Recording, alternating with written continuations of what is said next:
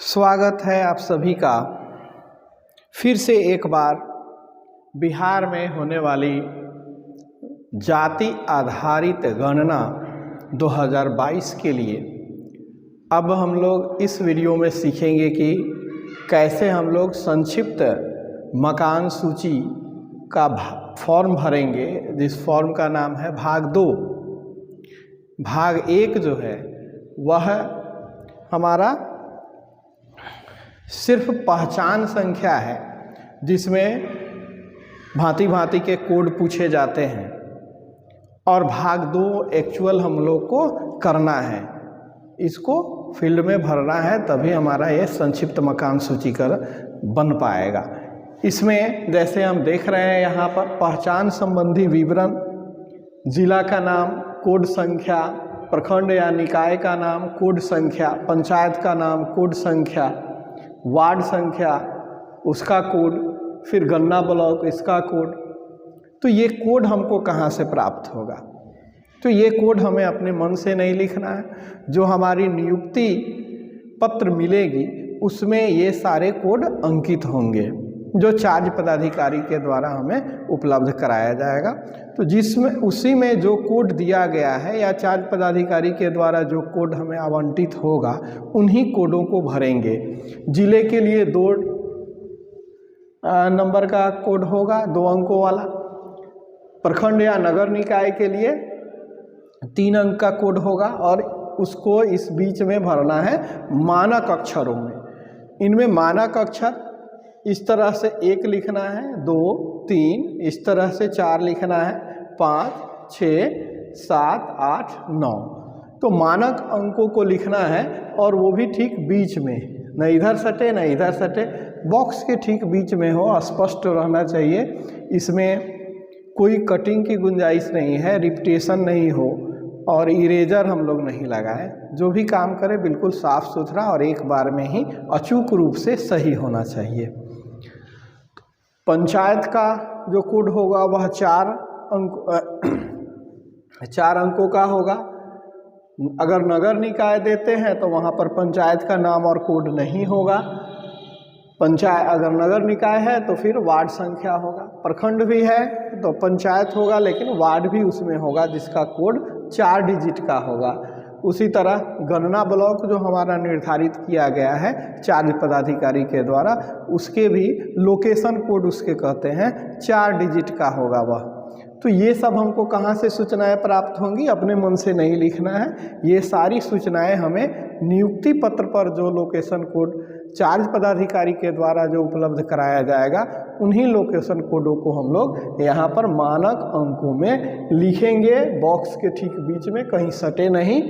इसका ध्यान रखेंगे, ओवर राइटिंग नहीं हो, कटिंग नहीं हो, और इरेजर का इस्तेमाल नहीं करना है। तो और फॉर्म जो मिलेगा बिल्कुल इसको सही से मोड़ना लपेटना नहीं है। तो सबसे महत्वपूर्ण जो हमारा फॉर्म है वह है भाग 2, जो मकान सूची का विवरण उपलब्ध कराता है। ये हमें प्रथम फेज में ही ज़रूरत है इसकी। हम मकानों की नंबरिंग करने के बाद फॉर्म भरना शुरू करेंगे। पहले मकान नंबरिंग कर लेंगे। इसमें क्रम संख्या है 1, 2, 3, 4, ऐसे 0, 0, 1 चलेगा। बेहतर होगा कि 3 डिजिट में ही हम लोग चलाएं। भवन संख्या, हम लोग भवन का नंबरिंग पहले कर चुके हैं, मकान का नंबरिंग कर चुके हैं। जिस उद्देश्य के लिए मकान का उपयोग किया जा रहा है, आवासीय है, गैर आवासीय है या व्यावसायिक है, जैसा इंस्ट्रक्शन होगा, जैसे लोग बताएंगे उस तरह का हम लोग इस खाने में भर देंगे। परिवार की संख्या, मतलब यहाँ मकान में, एक मकान में हो सकता है 2 परिवार भी रह सकता है या 1 परिवार भी रह सकता है। तो अगर 1 परिवार है तो 0, 1। अगर 2 परिवार एक ही मकान में रहता है तो हम लोग क्या करेंगे? 0, 2 भरेंगे। मुखिया का नाम राम श्याम मोहन जो भी हो। परिवार में कुल सदस्यों की संख्या कितने हैं उस परिवार में? 2 हो सकता है, 4 हो सकता है, 5 हो सकता है, 10 हो सकता है। परिवार की क्रम संख्या ये हम लोग को शुरू करना है 001 से, और वो आगे बढ़ता जाएगा। दौरे की तिथि लिख देंगे, 7 से शुरू है तो 8 को, 9 को, 10 को, जिस दिन आप जाए वो तिथि। और जिस परिवार का हम यहाँ मुखिया का नाम लिखे हैं, ब्यौरा लिए हैं, उसके परिवार का हस्ताक्षर करा लेंगे। तो ये हमारा फॉर्म होगा। अब आइए इसको भरते कैसे हैं ये देखते हैं। तो सबसे पहले एक उदाहरण देख ले हम लोग कि मकान, भवन और मकान क्या है, फिर उसके बाद आगे बढ़ते हैं।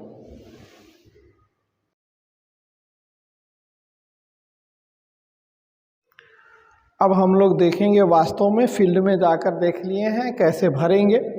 चूँकि ये फॉर्म हमको बहुत हो सकता है 10-15 की संख्या में लगे, इसलिए इसका पहला अगर देंगे तो यहाँ पर पृष्ठ संख्या हम अपने से दे देंगे ये 01। जब ये फॉर्म भर जाएगा दूसरे फॉर्म का इस्तेमाल करेंगे तो पृष्ठ संख्या 02। फिर अगर उसी तरह तीसरे फॉर्म का इस्तेमाल कर रहे हैं तो पृष्ठ संख्या 03, और ये लोकेशन कोड जिस है वैसे ही हम लोग जो चार्ज पदाधिकारी से हमें मिला है वैसे ही डालेंगे।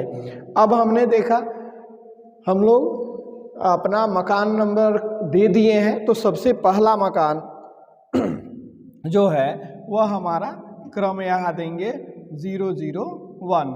भवन संख्या पहले मकान में हम लोग फील्ड में देखे हैं, पहले मकान में क्या है, एक ही, पहले भवन में एक ही मकान है, तो भवन संख्या यहाँ हमारा हो जाएगा 001। मकान संख्या भी हमारा होगा वहीं, चूँकि एक भवन में एक ही मकान है इसलिए 001 3 डिजिट में यह रहेगा। उद्देश्य क्या है, तो ये हमारा आवासीय था।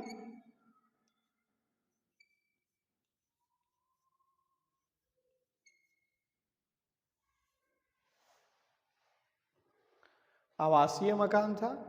परिवार की संख्या, तो इस भवन में एक ही मकान है और एक ही परिवार रहता है, इसलिए परिवार की संख्या यहाँ पर हो जाएगी 01।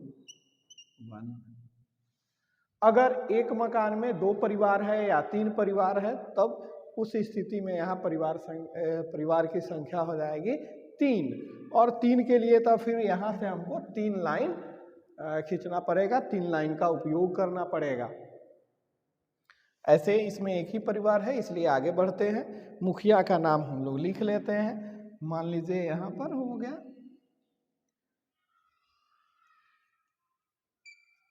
राम कुमार।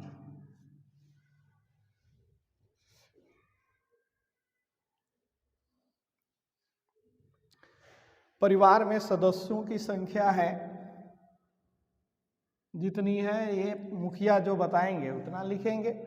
क्रम संख्या फिर हम लोग यहाँ पर देंगे 001। दौरे की तिथि मान लीजिए 8/1/23 जनवरी को, और यहाँ पर हस्ताक्षर ले लेंगे। अब फिर हम लोग दूसरे मकान में चलते हैं, उसका उदाहरण देखते हैं, फिर इस फॉर्म को भरेंगे।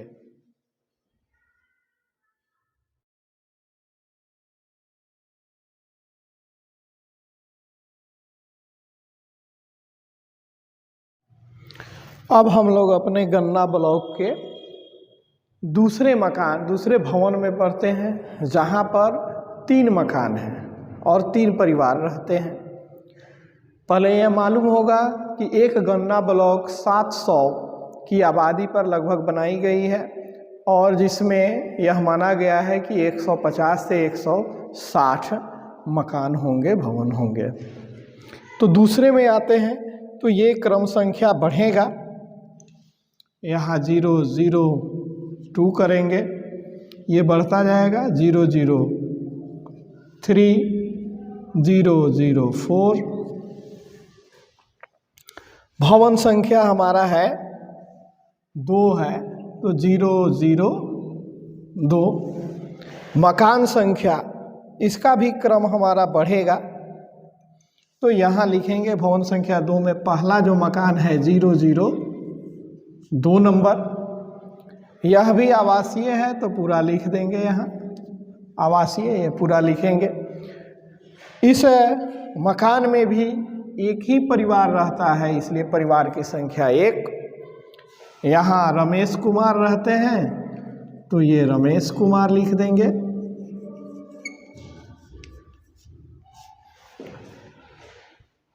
इसमें परिवार की सदस्यों की संख्या मान लीजिए 4 आदमी रहते हैं। जो मुखिया ने बताया है उसके अनुसार परिवार का क्रम संख्या हमारा बढ़ जाएगा, यहाँ पर 002 कर लेंगे। दौरे की तिथि जो हो लिख देंगे और मुखिया से यहाँ पर दस्तखत करवा लेंगे। इसी भवन में हमारा और भी मकान है, इसलिए यहाँ भवन संख्या 002 चलेगा। यहाँ पर मकान संख्या में हम लोग 003 आवासीय है तो ये लिख लेंगे। जो भी हो, परिवार एक ही है इस मकान में भी।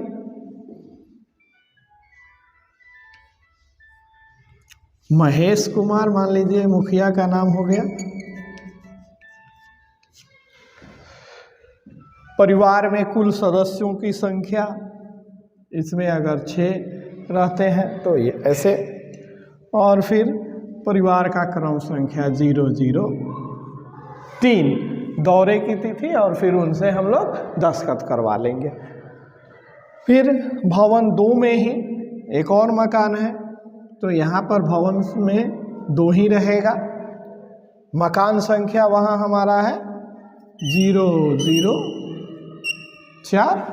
इस भवन में 3 मकान है तो 002, 3, 4 आवासीय उपयोग हो रहा है तो आवासीय लिखेंगे।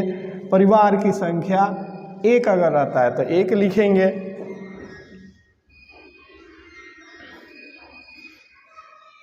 जो यहाँ पर उनका मुखिया का नाम होगा नरेश कुमार, वो लिखेंगे।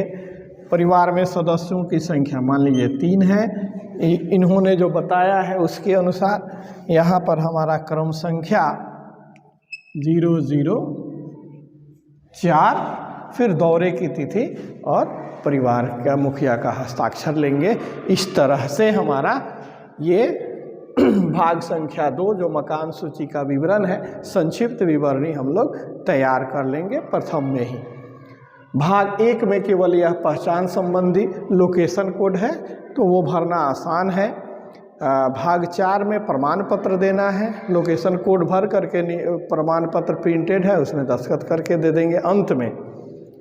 और एक बेघर परिवार जो होंगे उनके लिए है भाग संख्या 3, प्रपत्र का नाम है, उसको हम लोग अगले वीडियो में जानेंगे कि उसको कैसे भरेंगे। तब तक के लिए इतना ही, धन्यवाद। अगर पसंद आए तो इसको लाइक करें, सब्सक्राइब करें और शेयर करें। धन्यवाद।